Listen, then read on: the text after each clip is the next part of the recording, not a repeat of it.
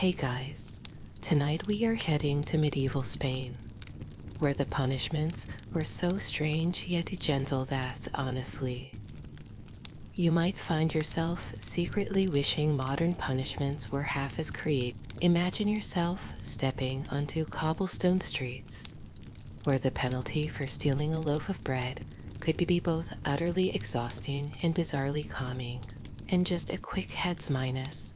But you probably wouldn't survive the first day with your pride intact, but hey, that's medieval life for you. So, before you get comfortable, take a moment to like the video and subscribe, but only if you genuinely enjoy what I do here. Also, drop a comment below letting me know your city and the exact time right now. Now, dim the lights. Maybe turn on a fan for that soft background hum. And let's ease into tonight. You find yourself trudging along a narrow, bumpy stone street, each step punctuated by a heavy sigh. Looking up, you see a clear sky and gentle sunlight streaming down. But you're in no mood to appreciate right now. You're carrying a massive log on your shoulders, thicker than both your arms put together, with crude black lettering spelling out I stole bread. Yes, you're that unfortunate person driven by hunger. You snatched a loaf freshly baked by Fernando, the town's baker. Now you're experiencing one of medieval Spain's most absurd forms of punishment, the peculiar stroll penalty. At first, you shrugged it off, a stroll around town carrying a log. No big. It's not like they're chopping off your head or locking you up. How bad could it be?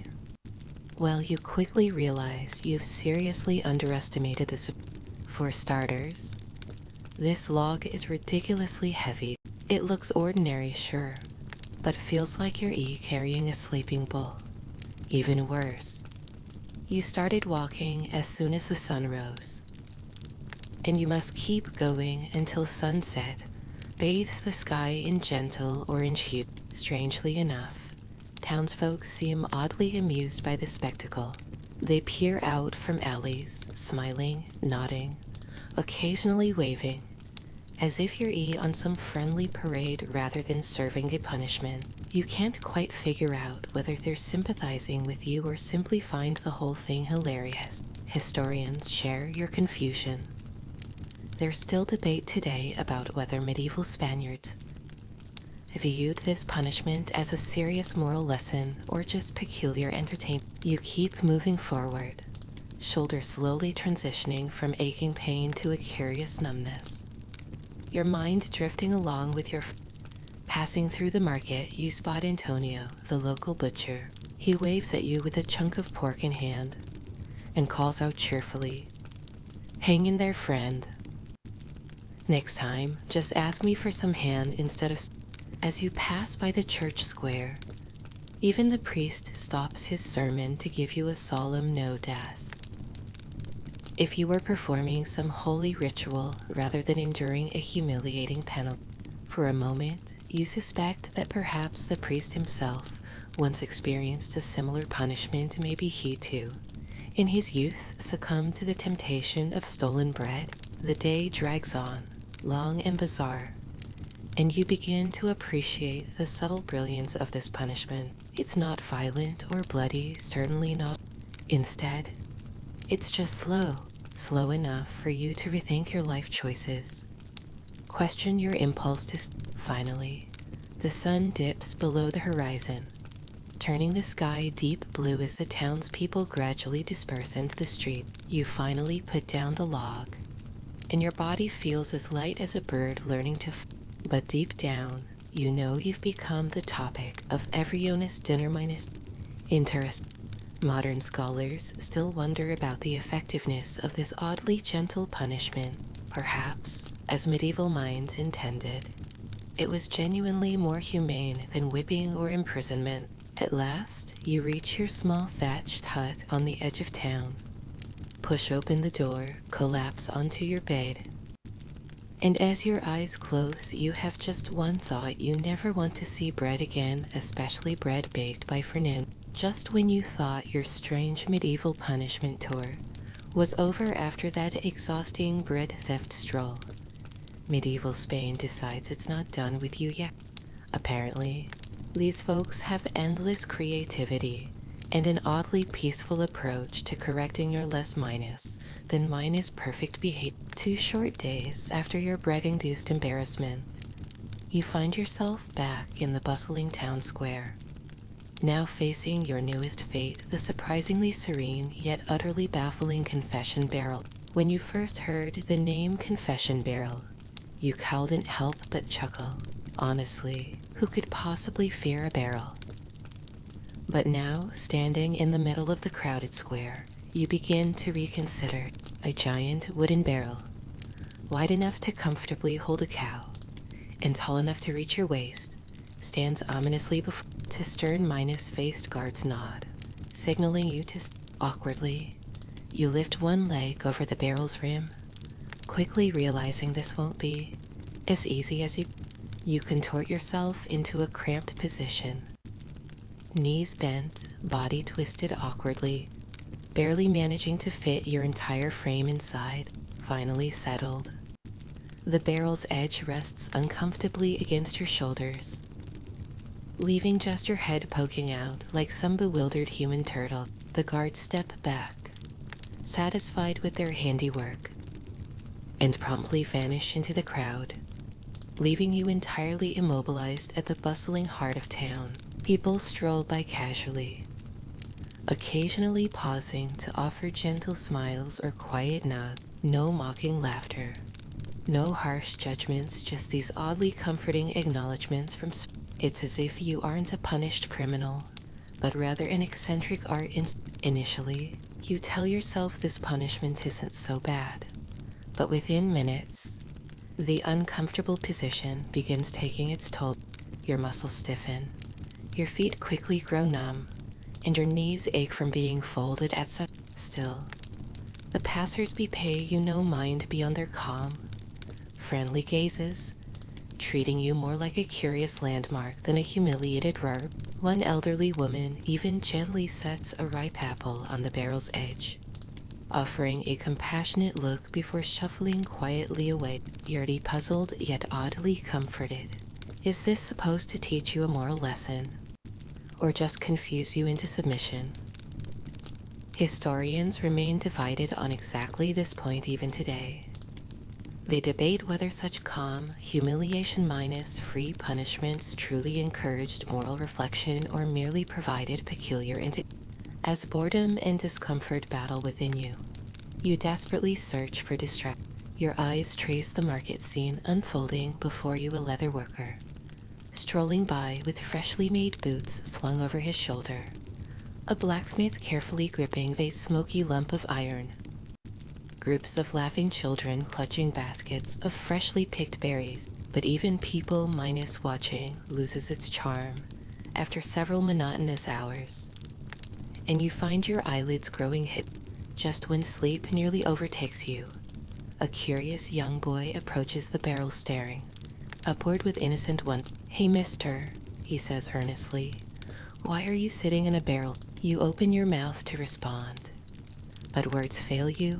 Instead, you simply shrug helplessly, prompting the boy to turn excitedly toward his mother. "Mama, when I grow up, I want to sit in a barrel till it looks fun."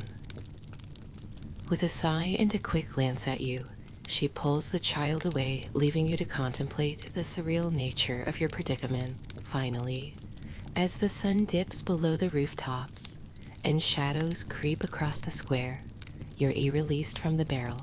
Your legs are completely numb, forcing you to hobble awkwardly out into the street. Astonishingly, a few townspeople quietly applaud your endurance, perhaps recognizing the oddly heroic quality in enduring such a tedious punishment without complaint. By the time you stumble through the door of your modest home, collapsing gratefully onto your straw mattress, you're left contemplating your maybe. You think drowsily, these medieval punishments had a bizarre wisdom hidden beneath their absurdity. After all, you're certainly less inclined to argue loudly in public now, especially anywhere near town square.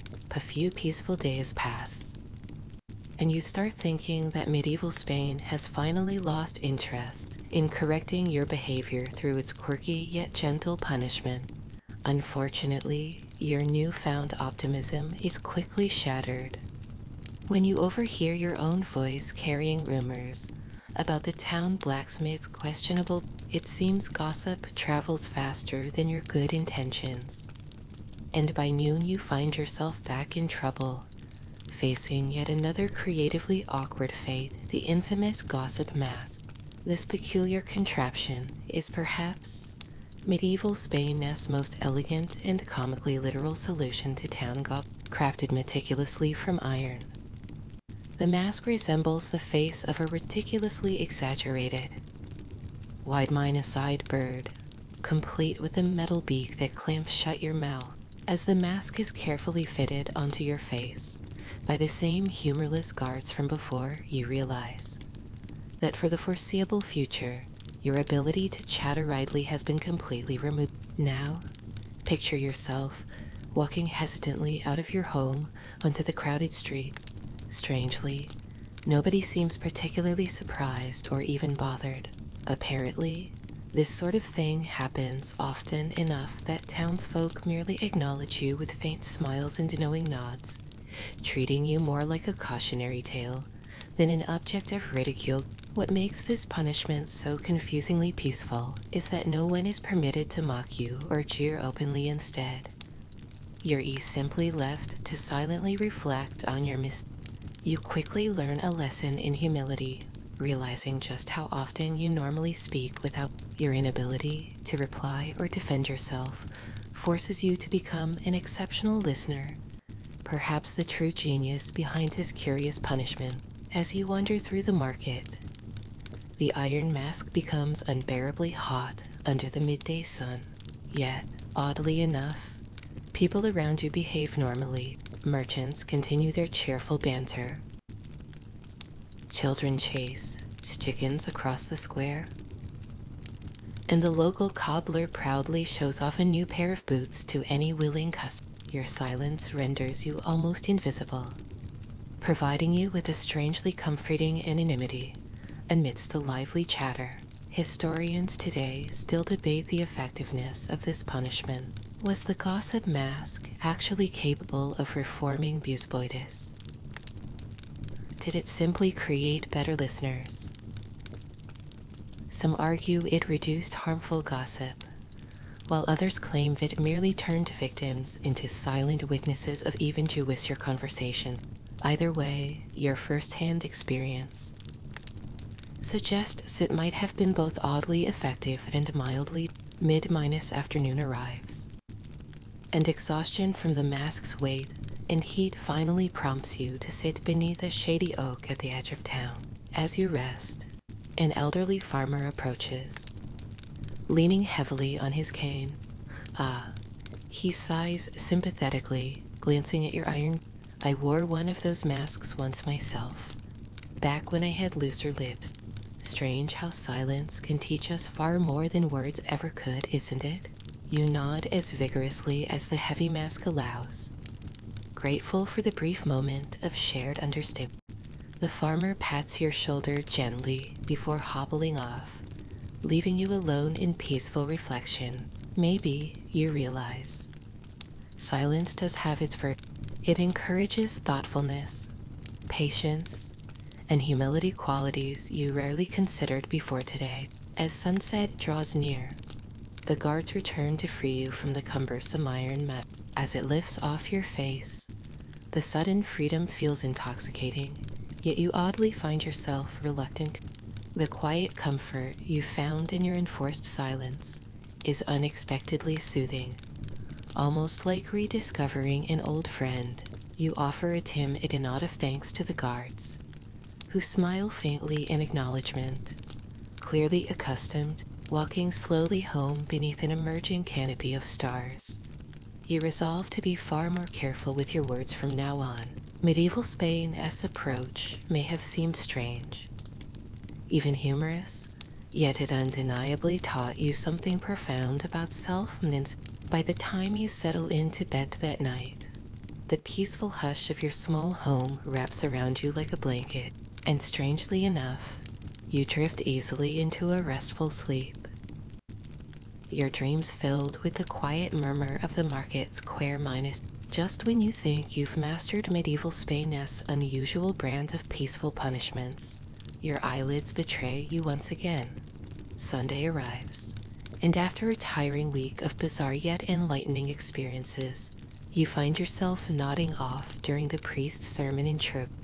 Unfortunately, medieval Spain has little tolerance for inattentive parishioners, even sleepy ones, and so you're about to encounter perhaps the most quietly tedious punishment yet the church doors. It begins innocently enough. The priest gently taps your shoulder, startling you awake as he whispers softly, "My child, if you're too sleepy to listen, perhaps fresh air will help." He directs you politely but firmly toward the heavy oak doors at the church's entrance, instructing you to stand in full view of arriving parishioners for the remainder of the service. You comply, your cheeks flushed slightly with embarrassment, hoping this is a short lived reprimand. Unfortunately, you quickly discover that the priest's sermons, already long and winding, tend to stretch even longer when you're standing outside in full public view.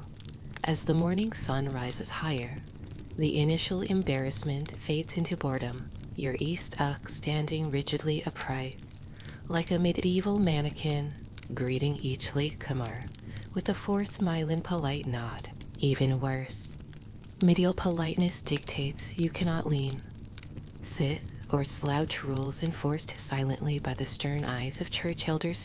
To your mild surprise, the arriving townsfolk respond with unusual warmth and sympathy.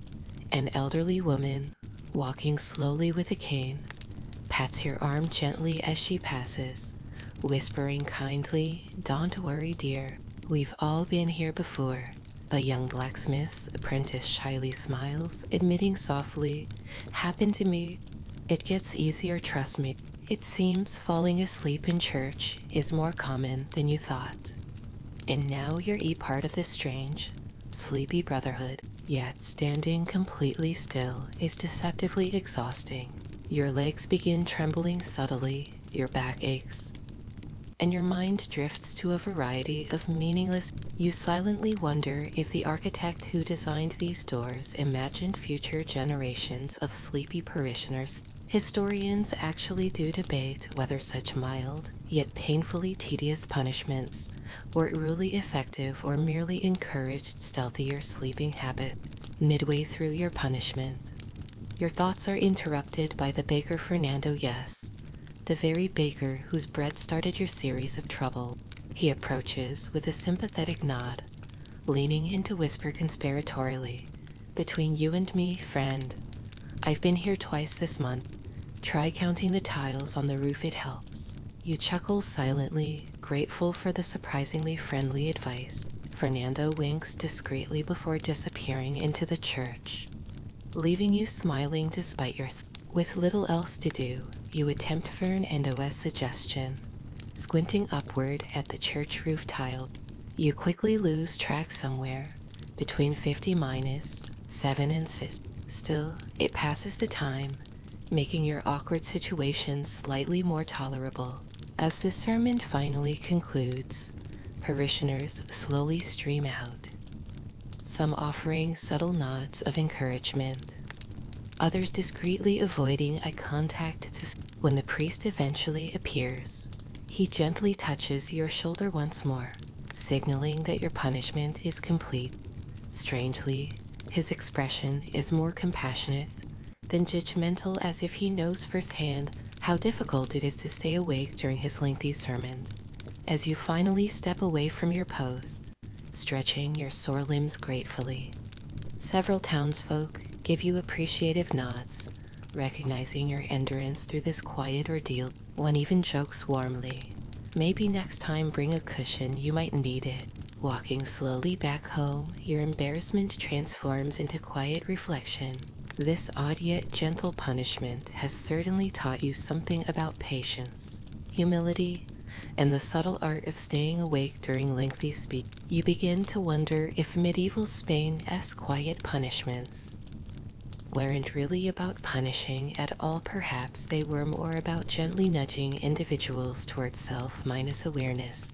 By the time your head hits the pillow later that evening, you're smiling softly, resolving that next Sunday, no matter how drowsy you feel, you'll certainly stay awake or at least count roof tiles far more carefully. Just when you thought you had mastered the gentle absurdity of medieval Spanish punishments, your adventures in misbehavior continue this time.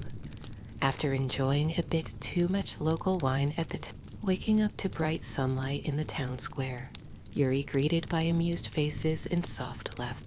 Apparently, you've passed out right in front of the blacksmith's shop, a spot popular enough that townsfolk have already gathered, grinning down at your bleary mind aside confusion. Before embarrassment fully settles in, you hear someone call out cheerfully, "Fetch the water bucket." You barely process the meaning before a full, cold splash hits your face, jolting you fully awake. You've just experienced one of medieval Spain's kindest public services. Disguised as a punishment, the gentle yet firm bucket wake minus up call. As you sputter and shake water from your hair, you spot a familiar face holding the now empty bucket. Antonio, the friendly butcher from the market. Grinning broadly, he nods at you and says, "Morning. Thought you might appreciate some help waking up today." This strange custom, as you're quickly informed by amused bystanders, was meant to humiliate as much as to ensure public drunkenness didn't lead to further. Historical records indicate medieval Spanish towns often appointed local citizens to handle this task, essentially acting as the community's unofficial alarm clocks for intoxicated. Historians, however, still debate whether this was genuinely helpful or merely a humorous deterrent. Embarrassed yet oddly grateful, you begin to dry yourself off with the rag someone kindly hands you. Glancing around, you notice the crowd dispersing. No jeers, no hostility, just gentle amusement. Your punishment, if it can even be called one, is already over. As you wander through the streets, soaked yet sobered, you reflect on the strangely compassionate nature of medieval Spanish justice. There's something to... Perhaps, you muse, your modern world could learn something from this kindness, although maybe with fewer cold bucket. Still dripping slightly, you stop by Fernando's bakery to buy fresh bread, a gesture of goodwill after your earlier theft. Fernando spots your soaked clothing and chuckles knowingly. "Ah, the water bucket again?" he asks warmly. "Had that myself once after too much wine. Teaches you quickly, doesn't it?" You smile sheepishly, nodding your agreement.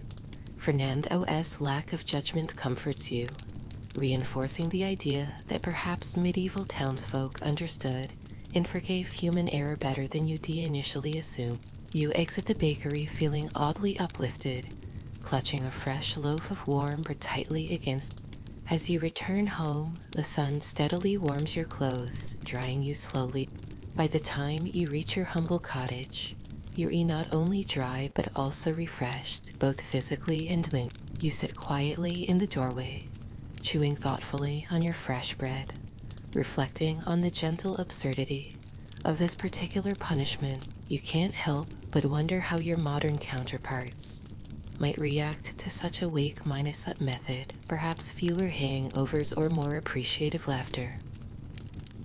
It's a puzzling thought, yet it highlights gentle, humorous, and surprisingly effective in changing behavior without resorting to harshness. That night, as you lie comfortably beneath your covers, you think warmly about Antonio's cheerful face, wielding that bucket, grateful for medieval Spain's strangely compassionate just.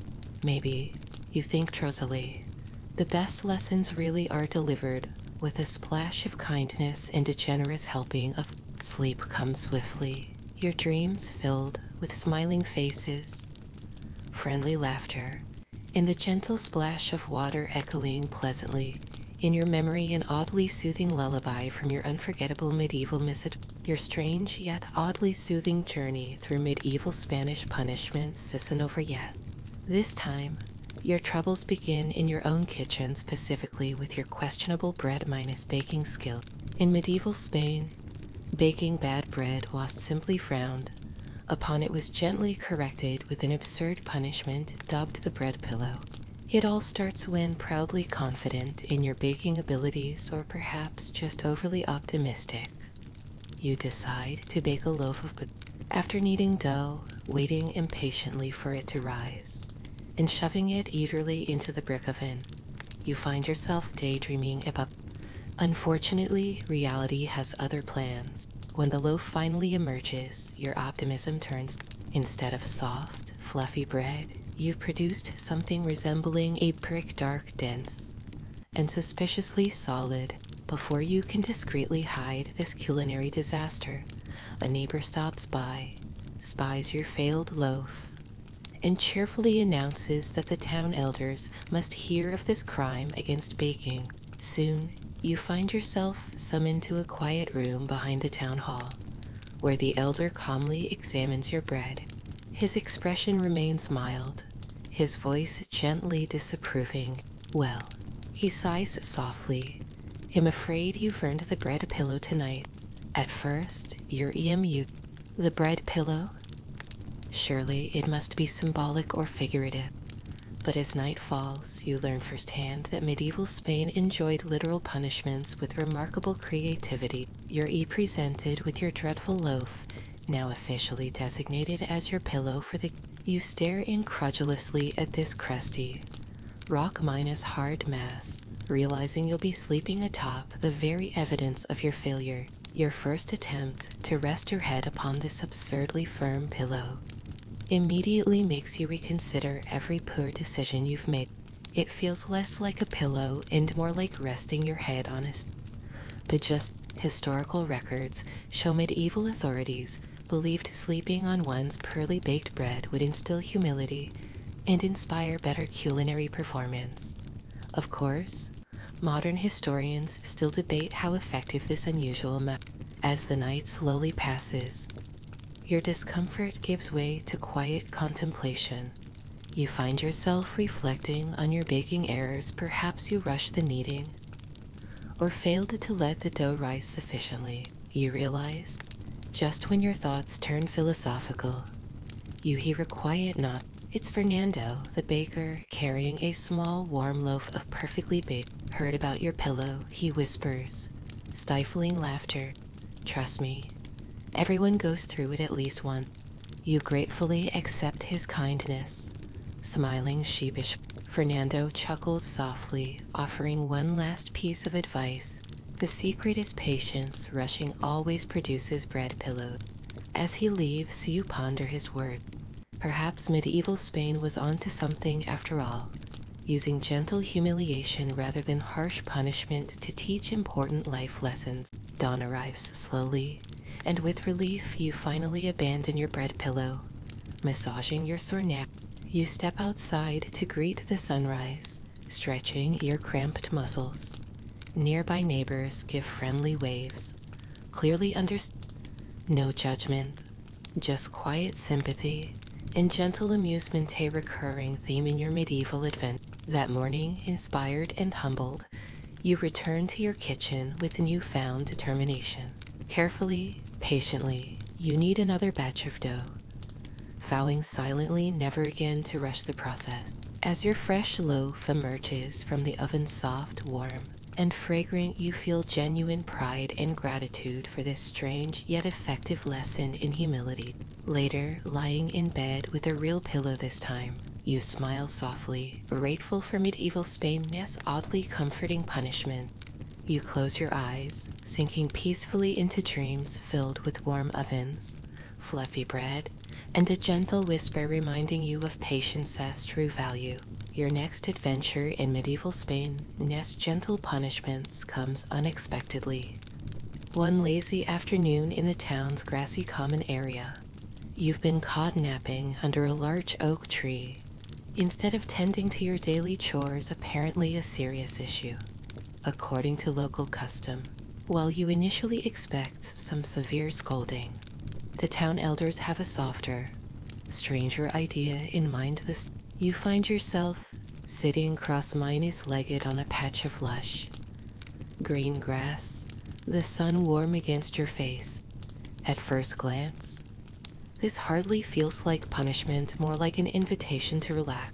That is, until you see the large, rounded stone carefully placed.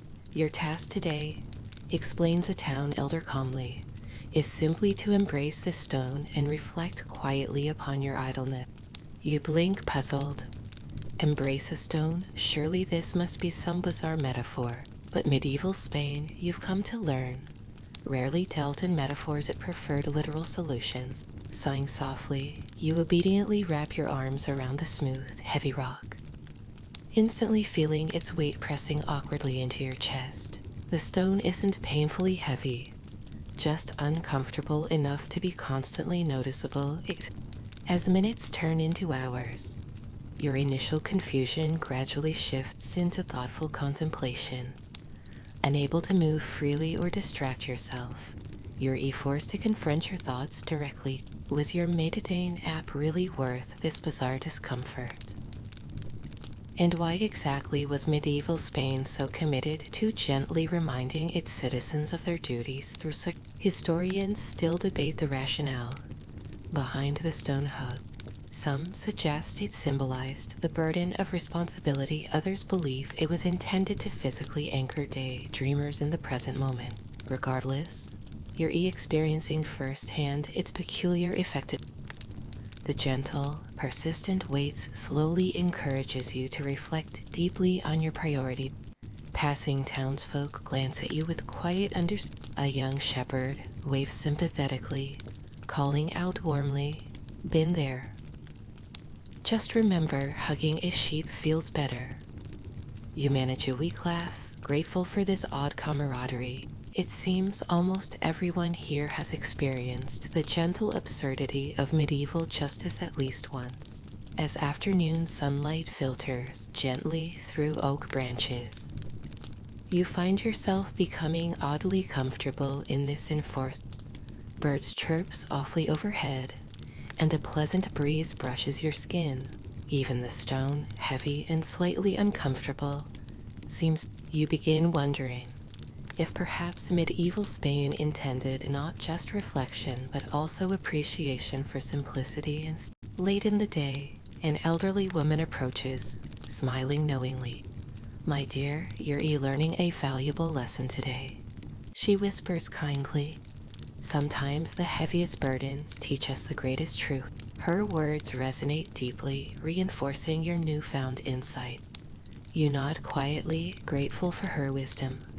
Eventually, as the sun dips below the horizon, casting gentle shadows across the grass, your punishment ends. Carefully, you release the stone, stretching to your surprise, a small group of townsfolk warmly applauds your endurance, acknowledging your quiet transformation.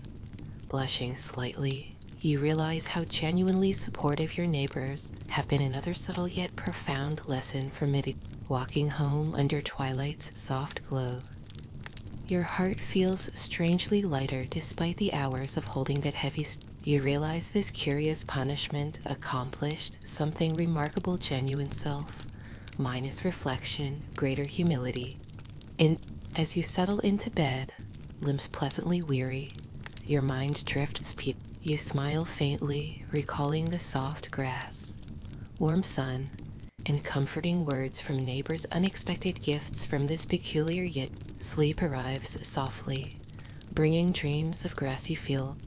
And as you drift off, one thought lingers gently. Perhaps medieval Spain's greatest lesson is that even burdens, when embraced gently, can bring peace. Medieval Spain's creative punishments continue to amaze you, each more gently absurd than the last.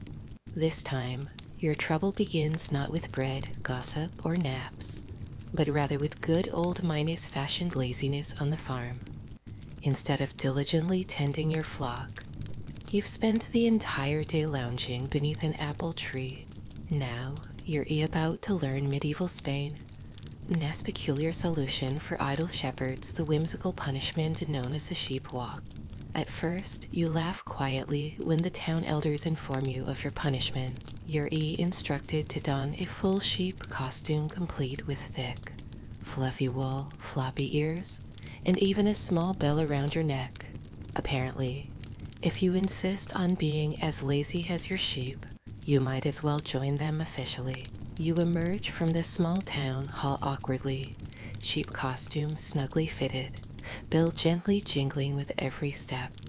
The townsfolk immediately break into smiles, chuckling good-naturedly as they watch you shuffle toward your flock waiting patiently. It's certainly embarrassing, but strangely comforting too after all. Everyone seems to accept this punishment as entirely normal. When you finally reach your sheep, they stare curiously at your new appearance. For a moment, they seem genuinely confused. Are you shepherd or sheep? Eventually, one bulldog nudges you affectionately, as if welcoming you into their fluffy ring. Your embarrassment quickly fades into amusement as you realize that, absurd though it may be, this punishment isn't cruel or harsh, just wonderfully silly. Throughout the day, you follow your flock slowly through lush meadows, across gentle hillside. The bell at your neck jingles softly with each step, creating an oddly soothing rhythm. Passers-by smile, wave, and occasionally offer gentle words of encouragement. Clearly familiar with the whimsical sight of a shepherd dressed as a sheep, historians still debate the effectiveness of the sheep walk. Some argue that it was merely a playful humiliation. Others suggest it encouraged deeper empathy between shepherds and their flock. From your perspective, it's undeniably effective, not just in correcting laziness, but also in fostering. By midday, you begin noticing subtleties about your sheep you didn't ever considered before: the gentle rhythm of their steps, their quiet, peaceful grazing, even their silent camaraderie. You understand, perhaps for the first time, the importance of diligent care and genuine attention toward those under your protection. It's a lesson you wouldn't have learned through harsher punishments. And you're quietly grateful for medieval Spain's gentle wisdom. Late afternoon sunlight bathes the fields in golden warmth as your flock begins drifting lazily back toward town. You follow closely, your woolly costume feeling oddly natural by now. Approaching the town's outskirts, you spot the baker Fernando, grinning widely at your fluffy disguise. Looks good on you. He laughs warmly. Makes me wonder if I should bake dressed as bread. You chuckle, genuinely amused. Medieval Spain's unique punishments clearly extend beyond your own experiences, touching every owner's lives with gentle humor and shared understanding. As dusk settles softly across the town, you return your flocks safely to their pen. The townsfolk gather around, quietly applauding your patience and gentle acceptance of today's whimsical punishment. Even the town elders nod approvingly, clearly pleased with your newfound diligence. Removing your sheep costume, you feel oddly reluctant, like saying goodbye to a surprisingly comfortable friend. This quirky punishment, embarrassing at first, has left you with unexpected affection for your flock, renewed respect for your role as their caretaker, and a genuine appreciation for medieval Spain's gentle yet effective approach. That night, sinking contentedly into your bed, you drift off with soft jingles echoing gently in your memory, a comforting lullaby of sheep bells, peaceful meadows, and warm laughter. Perhaps medieval Spain's greatest wisdom, you think drowsily, lies not in harsh punishments, but in its charming ability to teach profound lessons through gentle absurdity. It's a peaceful morning when your next lesson in medieval Spanish just as quietly sneaks up on you ironically, as you sneakily toss an apple core behind a bush. It was malicious, really, just a but of course, laziness is something the town elders are particularly keen to gently encourage out of people. So when you're caught red minus handed, or apple minus handed, you're given a rake, a watering can, and you're sentenced a full day tending the town's public garden in a punishment affectionately known as the reluctant botanist. At first, you're bewildered. Gardening? That's your punishment. How bad could it possibly be? You picture yourself casually watering a few flowers while sipping water and enjoying the breeze. But you quickly realize that medieval gardening is not a delicate hobby. It's full minus body labor with arrow shade, and you're expected to do it dressed in a large straw hat and a heavy apron that smells faintly of coke. The garden itself is beautiful and enclosed patch of neatly organized herbs, vegetables, and flowers right at it. Normally it's a place for rest, but today, for you, it becomes every passerby greets you with raised brows and knowing smile. A few offer polite commentary that's not parsley, dear, or you might want to stop drowning the sage, but overall, there's no ridicule, just quiet amusement and maybe a hint of encouragement as you dig, water, prune, and pull weeds under the gentle scrutiny of town elders. The task proves to be more than just a physical one. You begin to learn the difference between thyme and mint. You notice how basil wilts dramatically when it needs water, and how marigolds somehow seem to perk up when spoken to. Yes, you try that. You find yourself talking to the plants, quietly at first, then more confidently. It feels silly, but it also feels nice. Historical accounts suggest punishments like this weren't really designed for shame, but rather for civic engagement. Some scholars argue that these tasks give offenders a sense of responsibility, subtly teaching care, patience, and attentiveness. Others believe it was just free labor with a poetic twist. Either way, you're learning and sweating a lot. By midday, your back aches, your hands are streaked with dirt, and your pride has taken a light bruising. But there's something incredibly satisfying about seeing the garden thrive under your hands, even if your only prior experience with plants was watching weeds grow near your doorstep. Around late afternoon, a group of school children stops by.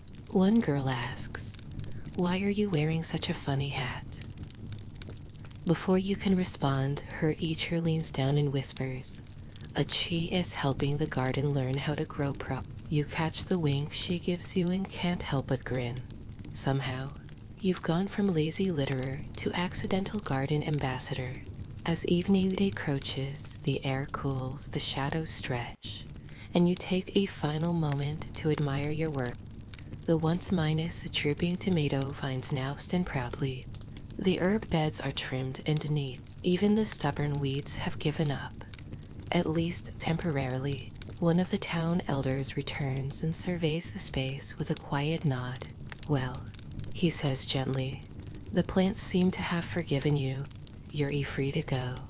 But you linger a little longer, brushing dirt from your apron and looking at the garden as if seeing it for the first time. You realize something unexpected. You kind of liked this punishment, not just because it was peaceful, but because it forced you to care about something you usually ignore. Back at home, you fall into bed smelling of thyme and sun-warmed earth. You're tired, sore, and surprisingly content.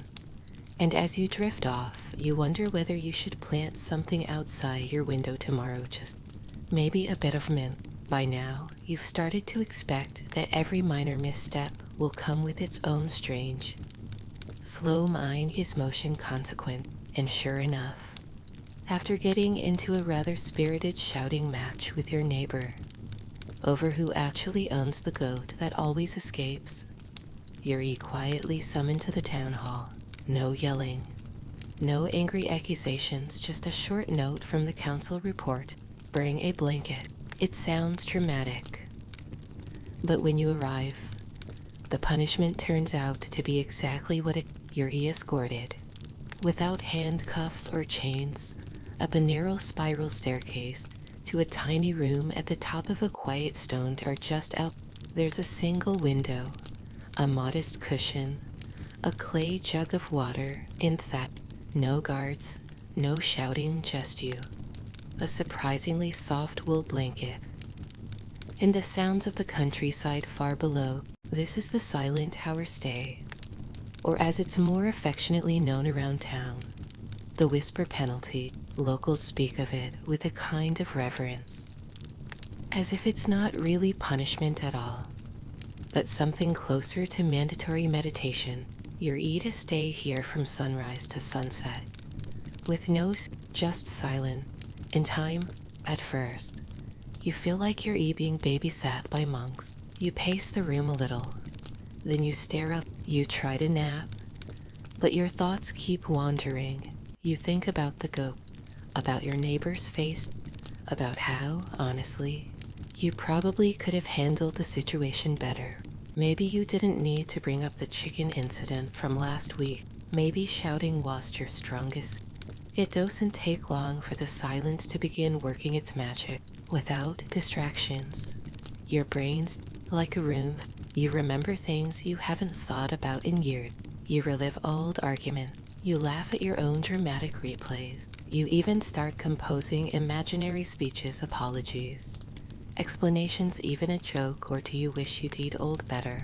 Historians have long argued over the origins of the Silent Tower Stay. Some believe it was inspired by monastic retreat. Others think it was just a clever way to remove noisy people from town for it, but nearly everyone agrees it was strangely effective. The forced quiet left no space for denial, only reflection. Mid-minus afternoon arrives, with golden light streaming through the small window. You lie on your back on the floor, staring up at the wooden ceiling beams. You've gone from boredom to irritation to peaceful introspection. And now, strangely, you feel calm. Not minus angry, but actually soft and sent. When the door creaks open at dusk, a young town clerk gently informs you that your stay has concluded. You thank her, your voice raspy from lack of use. Then she nods with the faintest smile. As you walk down the narrow spiral stairs, you feel lighter, like someone has gently peeled a few unnecessary layers off your mind. The first breath of evening air feels sharper, cleaner. Town sounds reach your ears again, laughter from the tavern, a blacksmith's rhythmic hammering, goats bleating somewhere in the distance. You feel more connected to everything, and weirdly grateful for the silence. That night, wrapped in your blanket back home, you consider writing a letter to your neighbor, not to demand the goat back, but just maybe left, maybe apologized, not because someone told you to, but because the silence reminded you that yelling never really solved anything. And as you close your eyes, you swear you still feel the cool stone floor beneath you, the hush of the high window, and the way the breeze whispered something wise through the tower walls. If only you had been quiet enough to hear. After so many curious punishments, you'd think nothing could surprise you anymore. But medieval Spain has a knack for reinventing the definition of mildly embarrassing with a side of personal growth. This time, your crime is simple slacking off on the job. You were supposed to be helping repair a neighbor's cartwheel, but instead you were caught napping behind a pile of hay. Again, the consequence. You're gently escorted, not dragged. Never dragged to the center of town where a small cot has been placed in the middle of the plaza. You are handed a blanket, given a friendly nod, and told enjoy your nap in front of him. This is what the townspeople call the public's, or, more colloquially, the lazy man state. It's exactly what it sounds like. You're required to take a supervised nap in the most public and least private location imaginable. The punishment is not in the nap itself. It's in being the star of a slow minus moving play called Look Who Skipped Work Today. At first, you try to pretend it. After all, lying down with a blanket in warm sunlight doesn't sound particularly brutal. But when the town square begins to fill, you realize the full brilliance of this punishment. Children giggle and point. Vendors throw you good minus-natured wink. One man even starts taking bets on how fast you'll start. You pull the blanket over your face, wishing it could also cover your reputation. And yet this is medieval Spain, remember? The crowd isn't cruel. They're amused but not mocking. This isn't meant to break your spirit, just nudge it a bit. Some townsfolk pass by with friendly nods or joking whispers like, "Sweet dreams, carpenter." Or maybe you can build a bed next time. It's embarrassing, sure, but no one is throwing. In fact, someone even leaves you a warm sweet bun next to your pillow. As you lie there trying and failing to sleep, your thoughts begin to drift. You start wondering why you keep ending up here, why you avoid work, why you dodge chores. Maybe it's laziness, maybe it's pride, maybe you just really like hay. But now, lying in front of half the town, you start to wish you had just finished fixing that wheel. Historical records describe this type of punishment as a form of performative correction, public but not harsh, memorable but not scarring. Scholars argue over whether it was truly effective or just medieval comedy in disguise. But there's no question it sticks with you. You're unlikely to forget the feeling of being a human nap exhibit anytime soon. Eventually, as the sun dips lower, you're released from your very visible resting spot. The elder in charge gives you a soft pat on the shoulder and says, "Perhaps tomorrow." You nap behind the wheel and it's almost clever, almost. You walk home slowly, blanket folded under your arm, face slightly flushed but heart oddly light. There's something freeing about being laughed at gently. It's not the same as being scorned. You feel included in a strange way, like being part of a town joke that's told with affection rather than cruel. That night, when you lie down in your actual bed, you're more motivated than ever to avoid another performance. You make a mental list of things to fix tomorrow: the cartwheel, the shed door, maybe even your reputation.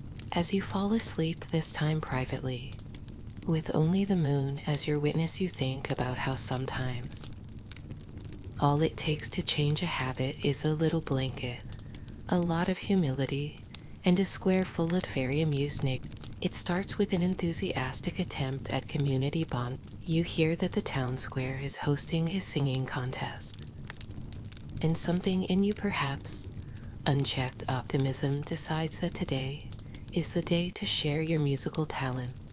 Unfortunately, you're not exactly gifted. Your performance begins boldly. You build out a love ballad. You wrote it yourself with all the drama and volume of a barn fire. By the second verse, children are covering their ears. By the chorus, an elderly man quietly begins praying. The applause at the end is polite but very nervous.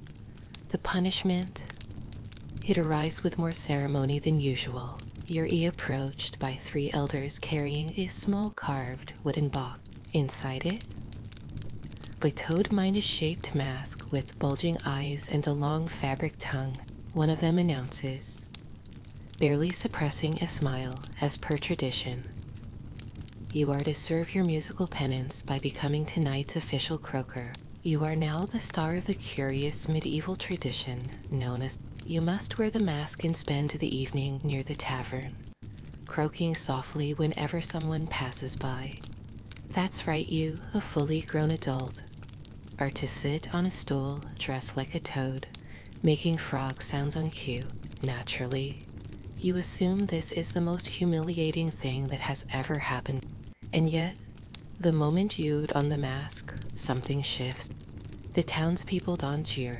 They cheer, children squeal with delight, a couple of farmers high -5. Someone even offers to bring you a mug of ale with a straw, of course. You begin your croaking duties hesitantly. Ribbit, then more confidently ribbit.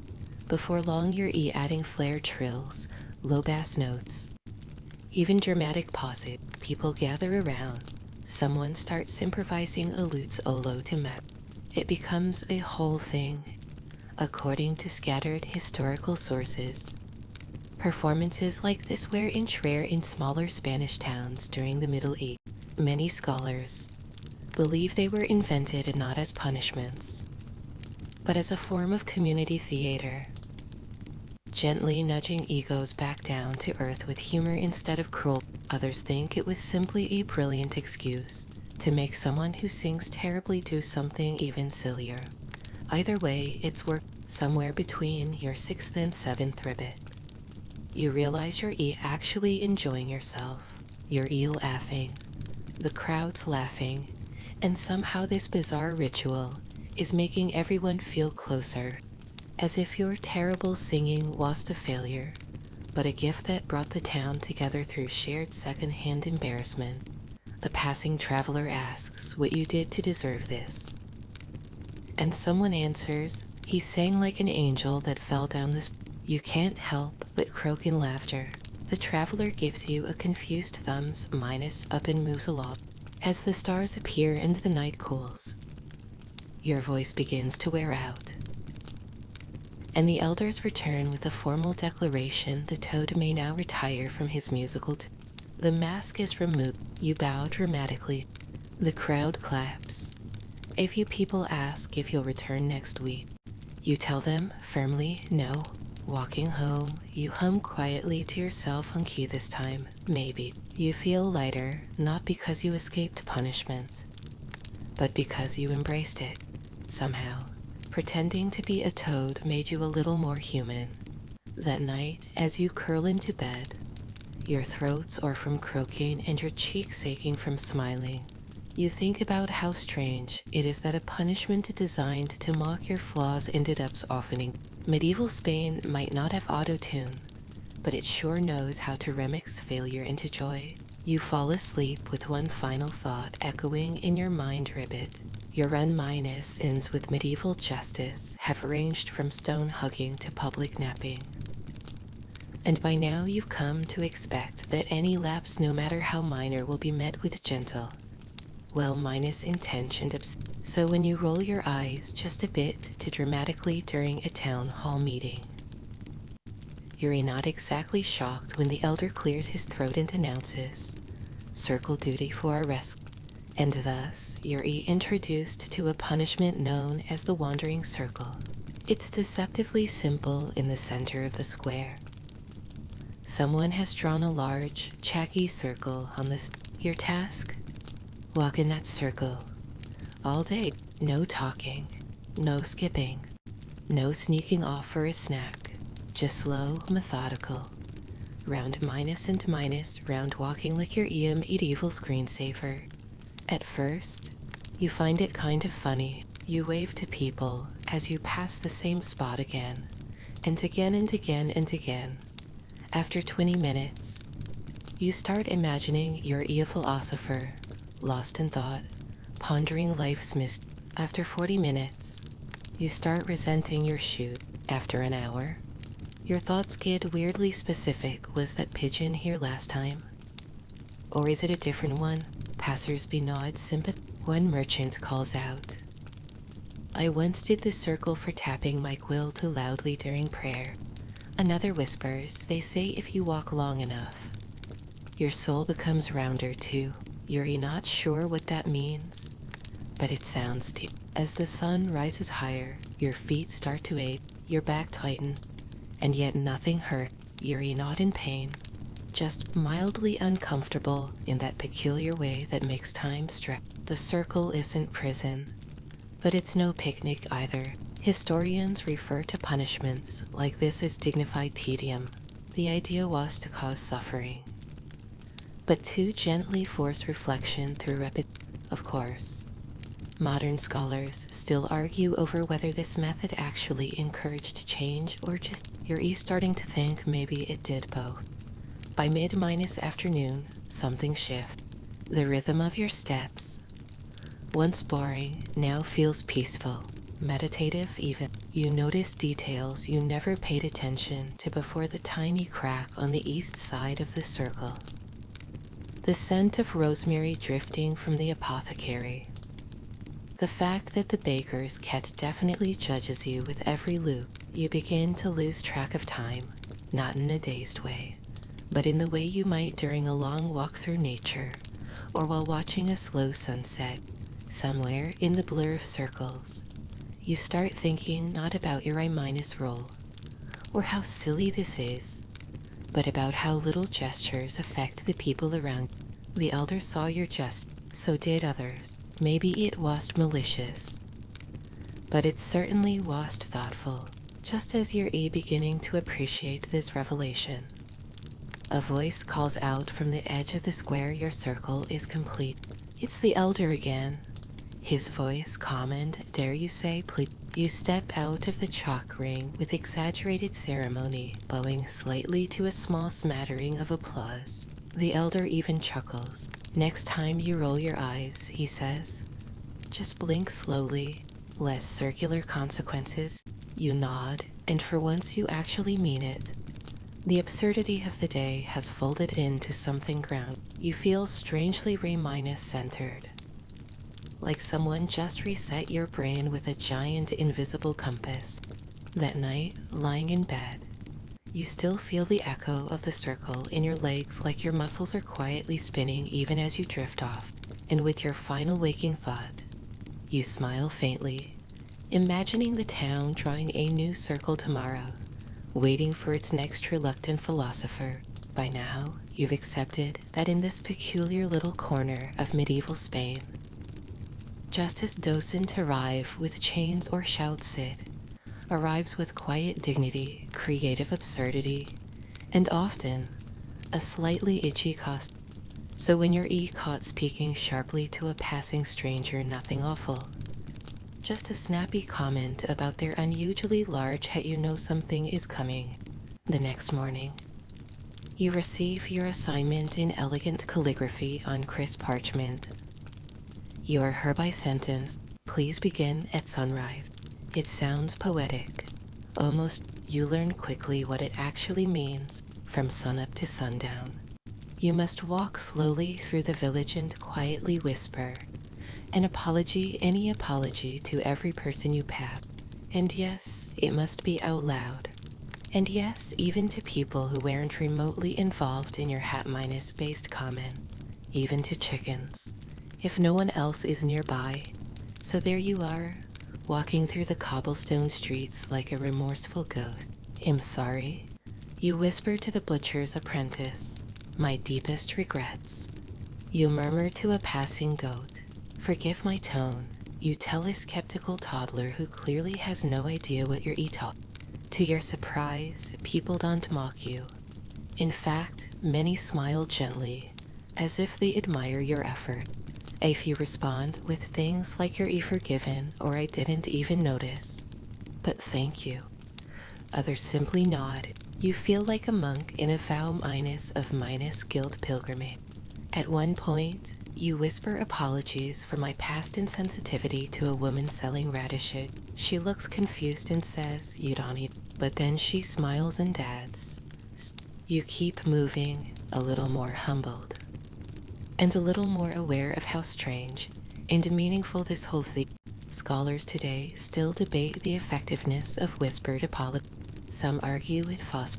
Others suggest it was merely a tool for social harmony. Awkward, sure, but effective. You, now for hours into it, begin to see it as something else entirely, a form of active listening without the listening part.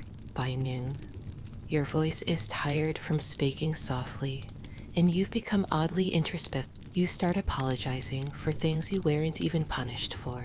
Sorry for overcooking the lentils last week. Forgive me for not feeding the donkey before sunrise. Apologies to my own feet for ignoring those bliss. People start walking up to you to talk.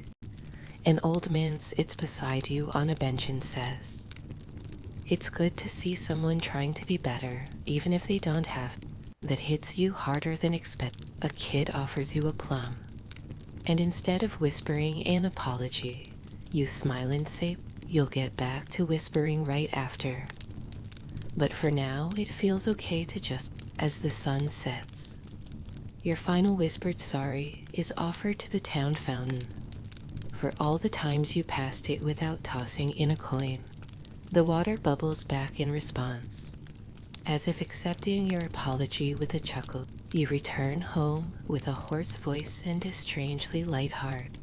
the day's ritual wasn't flashy or it was simple, soft, patient, and somehow it brought you closer to everyone, even to your lying in bed. You wonder if more problems in the world could be solved with whispered words and slow walk. You're still unsure if you're given for the hat comment, but somehow that feels less important now. You close your eyes, hearing echoes of your own gentle voice, trailing through the quiet street. By now, your journey through medieval Spain is peculiar. Justice system feels less like a punishment, turned more like a very unusual self-minus help retreat. You've whispered apologies, hugged stones, napped in public, and croaked like a toad, but nothing prepares you for your final sentence, one that is so specific, so odd, and yet so disarmingly gentle that it somehow feels inevitable. It begins with a minor slip minus. Up you overcharge a traveler at the market, not by much. Just a few extra coins for a slightly bruised apple, but word spreads fast in this town, and before the day ends, you're some and once more. This time the elders don't scoff. They simply smile and say, "You'll be spending the day with Gregorio." You blink. The donkey? They nod solemnly, and that's how you find yourself leash not tethered, just symbolically to Gregorio, the town's most opinionated, flatulent, and slow-minus moving donkey. You must spend the entire day by his side, walking where he walks, sitting where he sits, and assisting him in his usual daily routine, which mostly includes the idea you're told is to teach humility and patience qualities you apparently lack if you're overcharging for fruit. It's known as the Day of Honest Labor, though most locals just call it donkey duty. Gregorio is a legend in the village. He once walked into it ever uninvited and sat in front of the fireplace for 6. He refuses to carry anything heavier than a basket of figs. He only responds to commands if they're sung. You are, in short, the apprentice to the wisest and most stubborn soul in town. At first, it's just awkward. You try to coax Gregorio into movement with a gentle nudge. He blinks at you slowly and chews a piece of straw like a retired philosopher. After several minutes, just one, and somehow, that step feels like a spiritual victory. You and Gregorio stroll through the market. Locals greet him with far more enthusiasm than they greet you. One woman bows. Another offers him a sugar cube. You're beginning to suspect Gregorio holds some kind of secret power, possibly a seat on the town council. As the day unfolds, something curious happens. People begin talking to you not about your crime, but about Gregorio. They share stories. Little life lessons H.C.S. supposedly taught them just by standing around looking unimpressed. He taught me patience, says the blacksmith. He taught me to rest, adds the midwife. One child solemnly declares he knows when I'm lying, and while you walk alongside him, matching his glacial pace, scratching his ears, offering him shade with a barred umbrella, you begin to see the appeal. Gregorio moves slowly, but with purpose. He doesn't rush. He doesn't scheme. He just...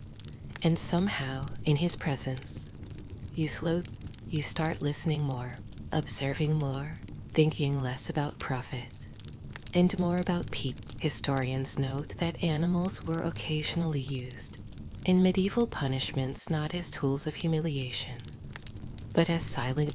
It's a point still debated. But standing beside Gregorio as he calmly refuses to cross a puddle, you're ready to believe. At sunset, your sentence concludes. The elder returns and asks, "Have you learned the price of a bruised apple?" You nod, not just because of the coin, but because you now understand. You gently pat Gregorio's side. He flicks an ear, which you decide is donkey minus speak for well done. That night, you sit on your doorstep with a cup of warm milk and watch the stars blink into view. You feel centered, softened, less concerned with what people owe you. and more aware of what you owe the world in return. You think of Gregorio probably staring at a wall right now, contemplating existence, and you smile. Tomorrow you'll return to the market, but this time with fair prices and maybe a sugar cube in your pocket. And now the square is quiet again. The sun has long since slipped behind the tiled rooftops.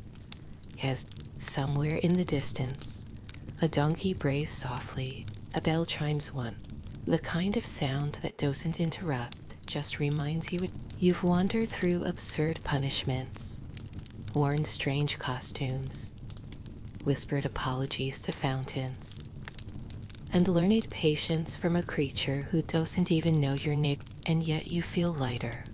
Not because you escaped judgment, but because the judgment was never the point. Here, in the soft and sleepy world of gentle correction, the worst thing you could do was forget you were part of the town, the people, the rhythm of slow days, and honest work, the sound of feet on stone, the warmth of bread fresh from the oven, the way forgiveness feels like cool water on a hot. So now you breathe a little deeper. Maybe you're not perfect, maybe none of us are, but in this quiet medieval corner, your mistakes are met not with rage, but with slow circles, stone hugs, and the occasional toad mask enough to make you smile and think. Let yourself drift now. Let the lights dim, the air cool, and the stories wrap gently around your thoughts, like a blanket worn soft from youth. The square is empty, the stars are out, and you, dear traveler, have nothing more to carry tonight.